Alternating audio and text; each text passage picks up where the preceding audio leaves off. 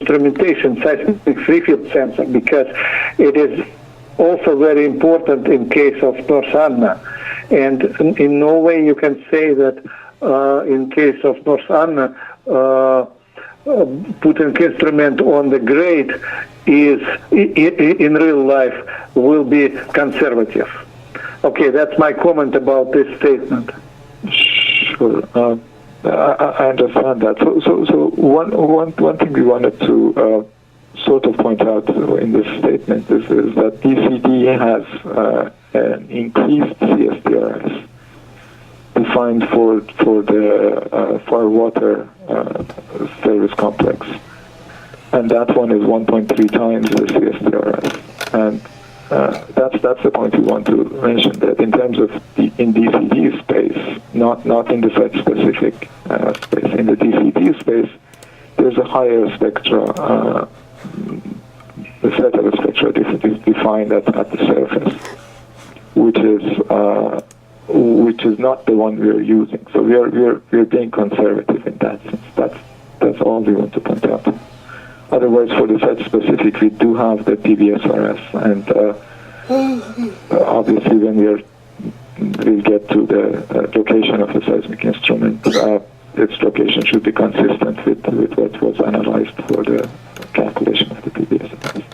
So PBSRS does not change from location to location for North Anna? So the PBSRS, same as GMRS, is calculated on profiles which are representative of the power block area in North Anna. Yeah, PBSRS, they define it to elevation of 290, I believe. Right. And it is kind of something generic. Okay, I'll have more questions probably a little bit later. Go ahead, please. Then the OB ground motion that is defined with this criteria constitutes a single OB ground motion for the entire site. And Section 3744 provides more discussion as to specifics of how it is being applied.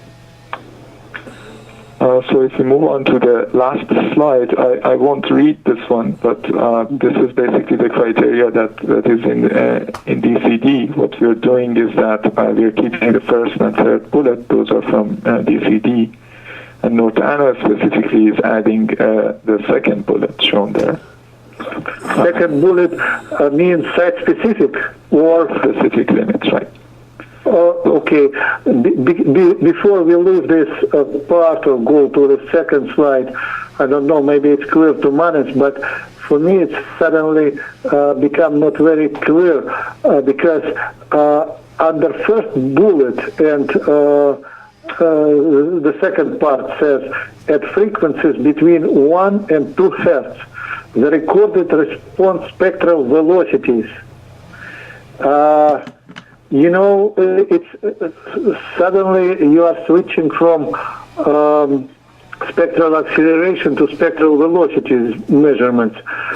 I'm trying to understand this, and especially kind of probably not understand. It's probably easy to understand, but I'm trying to digest how exactly this can be used in space of OBE.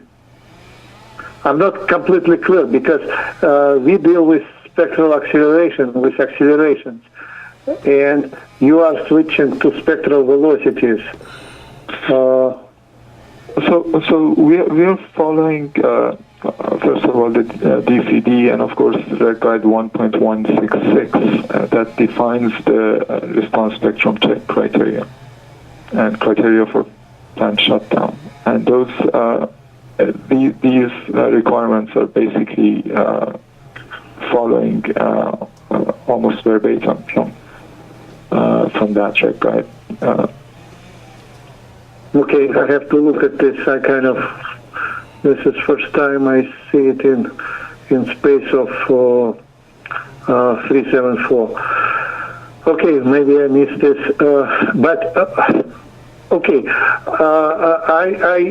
I don't have immediate comments to what you just presented, except the comment that I already made. You have to probably specify, not probably specify more clearly when where do you plan to put instrument, because it is a free field instrument which will be used for calculation of OBE, because this is very important in case of North Anna. And also, kind of in this space, I would like to ask you a question. What's the meaning in your case of GMRS? How you will what's the whole point of GMRS in this case? Because you basically don't use it at all. If you just can comment on this, because in most cases GMRS is basically SSC, and OBE is defined like 1/3 of SSC. In your case, it is not. This is different. I'm looking right now at your figure 252-299, which is showing GMRS, and GMRS is lower. This means that if you take 1/3 of GMRS, or in a way SSC, you will have lower ground motion. Anyway, what I'm saying, I'm not sure we are, and immediately we cannot respond to what you presented. We need to digest it, but that's fine, Volad. That's fine. That's for the purpose. yes, that's what we will be doing. But again, please consider thinking and putting more information about where the instrument will be located, because it's very significant. You can have much higher ground motion or much lower, depending upon where at the surface or at grade it is located. So in the control room now, you will have, how you will have two of those earthquake spectra?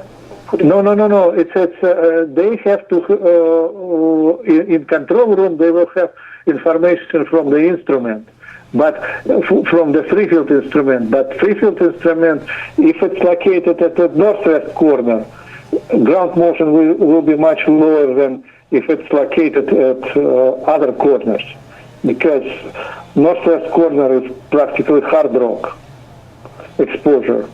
Yeah. Anyway, just please consider this. What is your plan for location of instrument?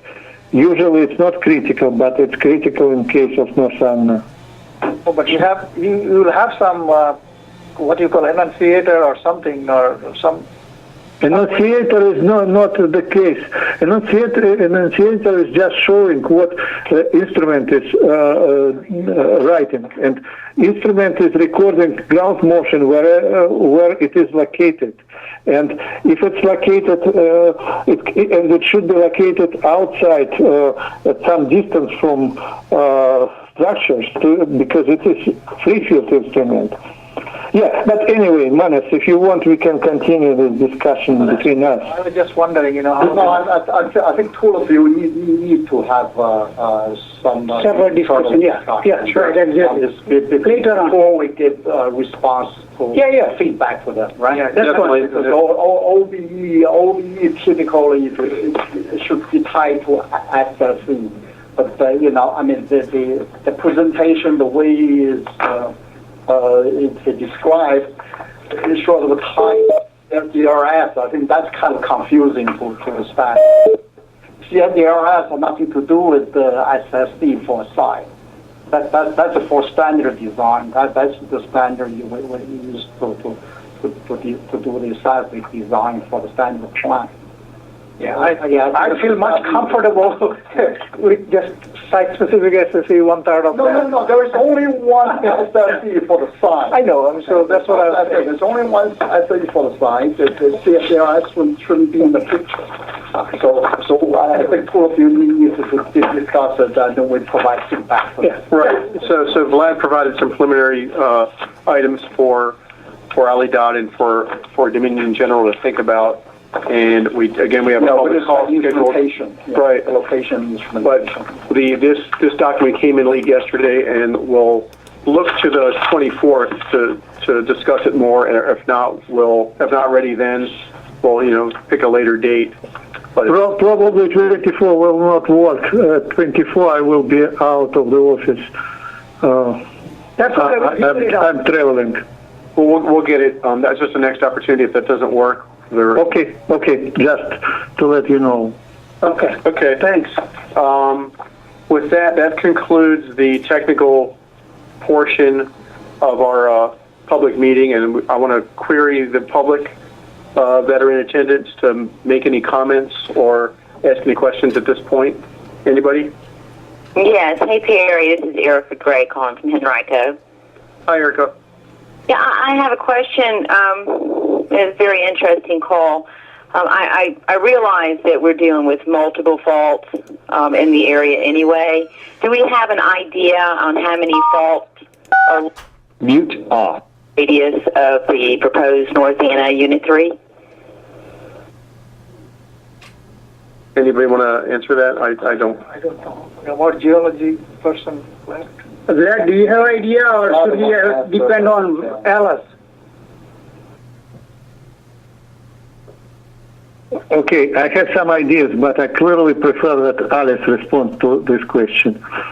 And the only thing I would like to add, it's not an answer, but there are faults are everywhere. What is really important is this fault active or no? And this is why that's what we are looking for. But clearly, and this is why any place at the Earth's surface you will have many faults. The question is, are they active tectonically or no? Or in other words, can they produce earthquake or no? But specifically about geology of North Anna, I clearly don't want to go into this. I defer this to geologists. Okay. Well, and I mentioned the last time on the phone about the creeping faults. I guess they're considered aseismic creep. And it seems like that's being studied, or at least trying to be studied, on how that plays part. Because obviously, we're pretty much in the center, and we're not at the boundaries. But, there's a lot of movement, and evidently, from the science that it's showing so far, is that some of this creeping can cause ancient earthquake faults to spring back to life. So, I understand we're supposedly looking at the faults in the immediate vicinity, but we know it's a seismic zone, and of course, I think that's in light of Fukushima, it's pretty crazy that we'd want to move forward and believe that we could actually somehow guess ourselves into safety. So I'm definitely not happy about that. But on another note, and I realize we're mostly talking about the seismic issues, but for the NRC, since this is directed more towards the NRC and questioning, an article came out, I think it was yesterday or the day before, and it's on Earth's magnetic field is weakening 10 times faster now. It was produced by Live Science. And in particular, I would like to know, or maybe just an inquiry, and hoping that you guys are looking at this issue, that how this might affect our power grid and communications, because basically the scientists in this article mentioned that the weakening, they're not really quite sure why, but it's all over us in North America, and it's accelerating. They thought it was going at about 5% per century, but now the new data reveals that the field is actually weakening 5% per decade. It's 10 times faster than thought. And the researchers think power grids and communication systems would be most at risk.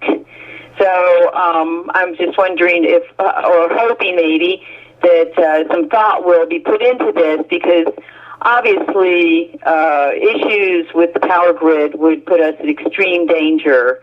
I understand temporarily if there was a hurricane or some kind of temporary, station blackout, it might not be a problem. But if we looked at something that was longer term, obviously the whole United States would be in trouble. But since we know this information is coming out now, how is the nuclear industry going to address this issue in even a proposed third reactor? I appreciate the comment, Erica. That's like you mentioned, it's out of scope of this meeting. I don't think there's anyone here that could address that. But no, as it goes for dealing with the COLA, though, I'd appreciate it if you guys would look into. Because the combined license deals more with not just seismic, but I guess with all the different issues. But it sounds like today's more the seismic issue. But please look into the seismic creeping event because that seems like it might be what we're dealing with in particular in the North Anna nuclear power plant vicinity, because we do have so many faults and. Obviously there's potential for a buildup. So, but thank you. Did you want someone to get back to you on your first question regarding the faults within the 50-mile area? Yes, actually, that was a very good discussion Alice put up in the beginning. I would like that. Yes, I would, because and the geologist, I'm sorry, I always didn't get his name again. His name is Vlad, like in Vlad. Vlad? Vlad, as in Vladimir, V-L-A-D. Okay, Vladimir. Remember Putin? I'm sorry? You remember Putin's first name? Putin's first name? Yeah, Vladimir? Yes. They're not related. The same name. They are not in a cousins, but in the same name. Okay, so you went by Vlad is for short then. Yes. But I do appreciate the take on the free field and the different locations that you have to look at. But my question with the free field, how far down is that measuring? I mean, obviously, measuring the surface. But being that a lot of these quakes, I mean, thank God, they're very, very deep, because if they wouldn't, we'd be all shaken up all over the place. How far down does that measure for the movement? Erica, probably I will answer shortly right now, but in the meantime, you are welcome to call me and I'll explain to you in details. But basically, the instrumentation that we were talking about was not put for these purposes. This instrumentation is put for recording really relatively strong motion, which are felt by people and can cause any damage. The instrumentation you are talking about is all around the United States. There is a huge network of stations, and those stations are different. They are much more sensitive, and they record everything, earthquake on other side of the world. This is like kind of, to make long story short, yes, the United States Geological Survey is looking for this, and they are using their information for about earthquake activity at all. But the instrumentation at North Anna is not designed for this. It is for different purposes. It is specifically for engineering purposes, if I may say. But why wouldn't we want to have sensors that can give us some information that's like much deeper down? There are many sensors around, and there is complete information about everything around, believe me. And again, I don't want to take all this time, but there are many stations, and they are located at different places, and they are very sensitive. And for example, they are easily recording earthquake in Japan, being located instrument in North Anna area. But these are different instruments, and that's not the goal of seismic instrumentation of the nuclear power plant to do this. The goal of nuclear power plant instrumentation is to provide information about relatively large motions, not small motions. Okay, but I'm happy to help you and talk to you in more details about seismic instrumentation in the world and in the United States. Okay, well, thank you, Vlad.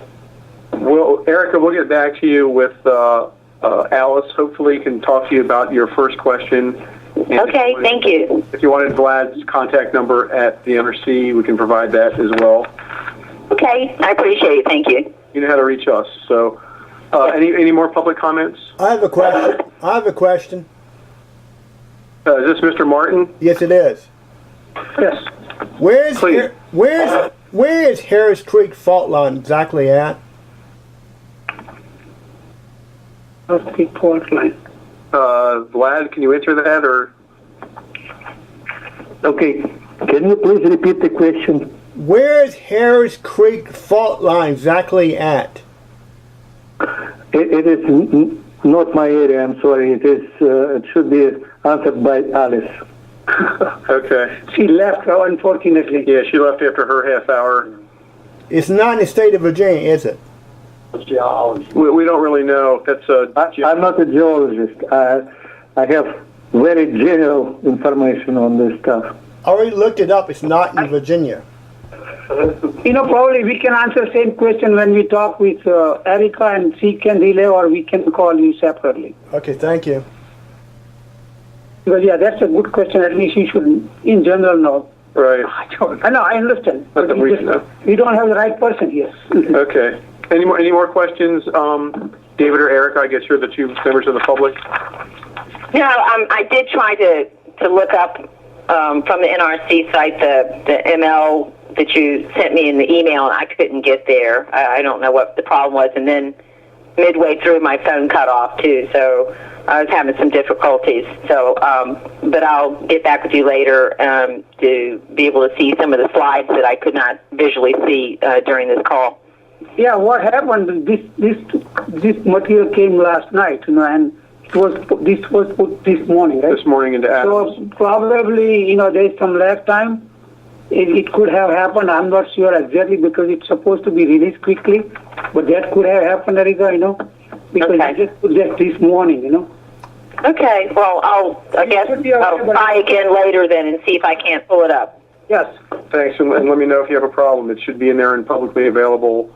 If not today, tomorrow. It should be a quick turnaround. Okay. Any inconvenience. All right, thank you. Thanks. With that, we're going to end the public portion of this call. And Gina, do we want to discuss schedule in several minutes? Yeah, that would be great. So it's 3:25 right now. So let's say at 3:30 we'll. Why don't you? talk. Okay, I guess they are on. Do you need a lot of people on the line, or are you going to have a state call? Hang on for just a second. Let me put you on mute.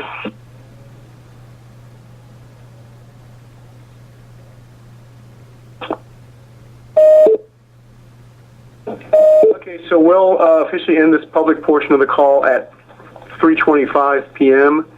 and we will be on the phone with Dominion at 3:30 in 5 minutes. Sound good? Yes, that's good. Thank you, Perry. Thank Thanks, you all. everybody. Bye-bye.